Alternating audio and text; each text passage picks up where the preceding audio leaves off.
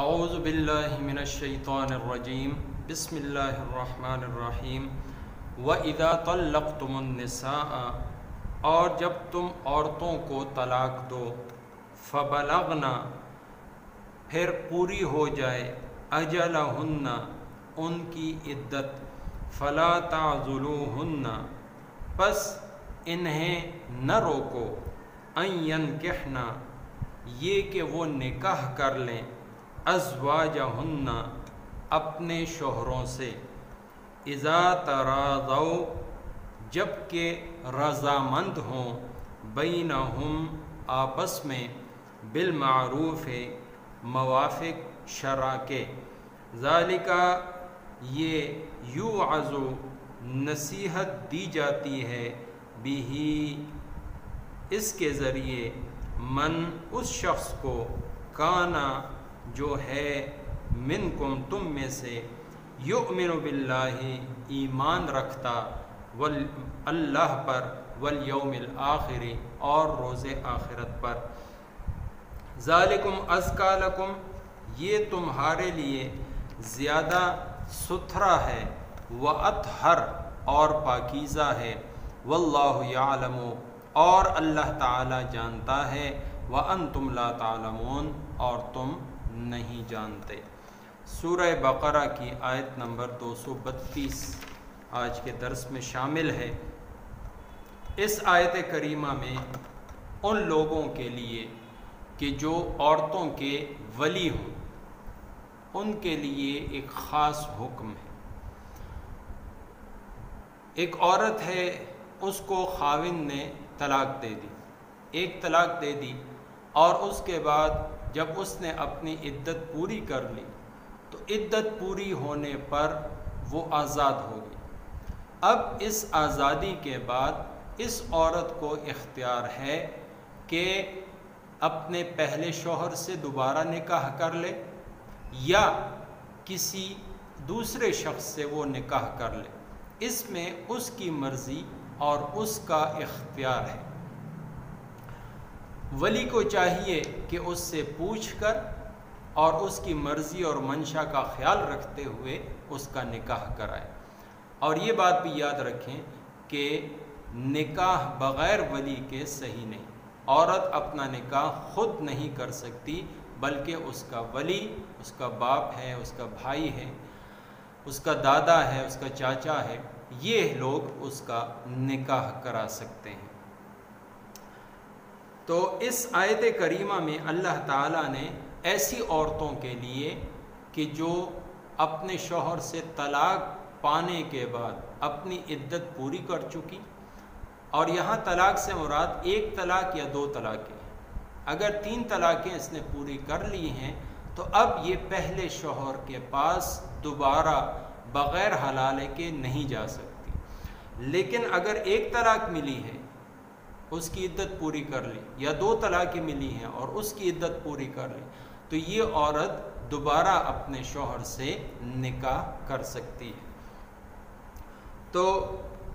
اس آیت کریمہ میں ایسی عورتوں کے لیے کہ جو اپنے پہلے شوہر سے نکاح کرنا چاہتی ہوں، ان کے اولیاء کو، ان کے ولیوں کو حکم ہے کہ ان کو مت روکیں۔ یہ اللہ رب العزت نے ان کو اختیار دیا ہے، تو اس راہ میں وہ رکاوٹ نہ بنے۔ اصل میں یہ آیت کریمہ ایک خاص پس منظر رکھتی ہے۔ نبی اکرم صلی اللہ علیہ وسلم کے ایک معتبر صحابی حضرت معقل بن یسار رضی اللہ تعالی عنہ، ان کی بہن تھی حضرت جمیل بنت یسار رضی اللہ تعالی عنہ۔ ان کا نکاح ایک شخص، ایک صحابی ابو البداح کے ساتھ ہوا۔ حضرت معقل جو ہیں وہ اس کو روایت کرتے ہیں، بخاری شریف کی روایت ہے کہ میری بہن کا منگیتر میرے پاس آتا اور اس کا میں نے اس کے ساتھ نکاح کرا دیا۔ نکاح کے کچھ عرصے کے بعد میرے بہنوئی نے میری بہن کو طلاق دے دی۔ اس طلاق دینے کے بعد جب میری بہن حضرت جمیل رضی اللہ تعالیٰ عنہ نے اپنی عدت پوری کر لی تو میرا سابقہ بہنوئی دوبارہ آیا اور اس کا ہاتھ مانگنا اس نے چاہا تو میں نے اس کو منع کر دیا۔ میری بہن بھی راضی تھی اور میرا بہنوئی بھی راضی تھا، وہ دونوں آپس میں نکاح کرنا چاہتے تھے۔ تو یہ جب مسئلہ درپیش ہوا میں نے انکار کر دیا اور میں نے قسم کھائی کہ میں ہرگز اپنی بہن کو تمہارے نکاح میں نہ دوں گا۔ پھر اس کے بعد یہ آیت کریمہ نازل ہوئی کہ جو عورتیں مطلقہ ہیں اپنے شوہروں سے 1 یا 2 طلاقیں لینے کے بعد واپس اپنے شوہر کے پاس عدت گزارنے کے بعد نکاح کرنا چاہتی ہیں تو ان کے اولیاء ان کو نہ روکیں، اس راستے میں رکاوٹ نہ بنے۔ حضرت ماکل رضی اللہ تعالیٰ عنہ کو جب اس آیت کریمہ کے اترنے کا، اس کے نازل ہونے کا علم ہوا تو اپنے بہنوئی کو بلایا اور اپنی بہن کا نکاح ان کے ساتھ کر دیا اور اپنی قسم کا کفارہ ادا کیا اور فرمایا کہ میں نے اللہ کا فرمان سن لیا ہے، اب میرے لیے جائز نہیں کہ اس کے خلاف کروں، اس لیے میں اپنی بہن کا نکاح تمہارے ساتھ کر رہا ہوں۔ تو ابو البداح رضی اللہ تعالیٰ کے ساتھ حضرت جمیل بنت یسار رضی اللہ تعالیٰ عنہ کا نکاح کر دیا۔ پھر فرمایا کہ یہ جو نصیحت ہے اللہ نے ان لوگوں کے لیے کی ہے جو ایمان والے ہیں۔ تو ظاہر ہے صحابہ کرام رضی اللہ عنہم اجمعین سے زیادہ قرآن اور حدیث پر، اللہ اور اس کے رسول پر ایمان والے اور اللہ اور اس کے رسول کے حکم پر اپنی جان قربان کرنے والے اور اللہ اور اس کے رسول کے ساتھ حقیقی معنوں میں محبت کرنے والے اور اس کے حکم پر عمل کرنے والے اور کون لوگ ہو سکتے ہیں؟ تو اللہ تعالیٰ نے فرمایا کہ یہ ایسے لوگوں کے لیے نصیحت ہے جو ایماندار ہیں۔ اور پھر فرمایا کہ ذالکم ازکی لکم واطہر، یہ ظاہری اور باطنی دونوں قسم کی پاکیزگی ہے تمہارے لیے، اس کے اندر تمہارے افکار کی، تمہاری روح کی، تمہارے دل کی، تمہارے بدن کی پاکیزگی اور صفائی وہ موجود ہے۔ واللہ یعلم وانتم لا تعلمون، اور اللہ تعالیٰ کو جس چیز کا علم ہے تمہیں کیا معلوم؟ انسان کا علم جتنا مرضی قوی اور راسخ ہو، جتنا زیادہ ہو، اس کے باوجود اس میں غلطی کا امکان ہے، لیکن اللہ رب العزت کا علم یقینی، اس میں غلطی کا شبہ بھی نہیں۔ تو وہ اللہ تمہیں کہہ رہا ہے کہ ان کو نہ روکو، اس کا مطلب ہے کہ اس میں تمہاری بھلائی ہے، یہ اللہ رب العزت کے علم میں موجود ہے، اس لیے اللہ تعالیٰ نے قرآن حکیم کی صورت میں اس حکم کو اتارا ہے۔ اور بندے کا کام بندگی ہے،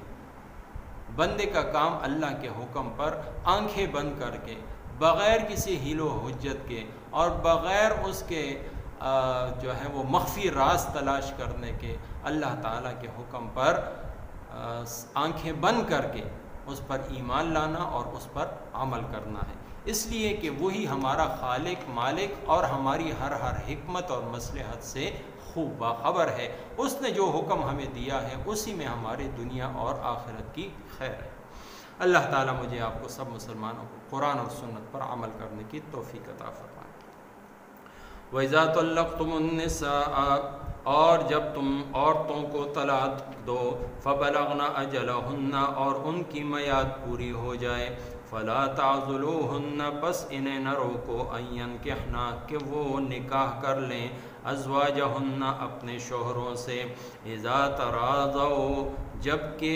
راضی ہوں، بینہم، آپس میں، بالمعروف، شرع کے موافق، ذَلِكَ يُوعَظُ بِهِ، یہ نصیحت اسے دی جاتی ہے جو من کان منکم، تم میں سے ہو، یؤمن، ایمان رکھتا، باللہ والیوم الآخر، اللہ تعالیٰ اور روز آخرت پر، ذالکم ازکی لکم، یہ تمہارے لیے زیادہ ستھرا ہے، وأطہر، اور زیادہ پاکیزہ ہے، واللہ یعلم، اور اللہ تعالیٰ خوب جانتا ہے، وانتم لا تعلمون، اور تم نہیں جانتے، وما توفیقی الا باللہ۔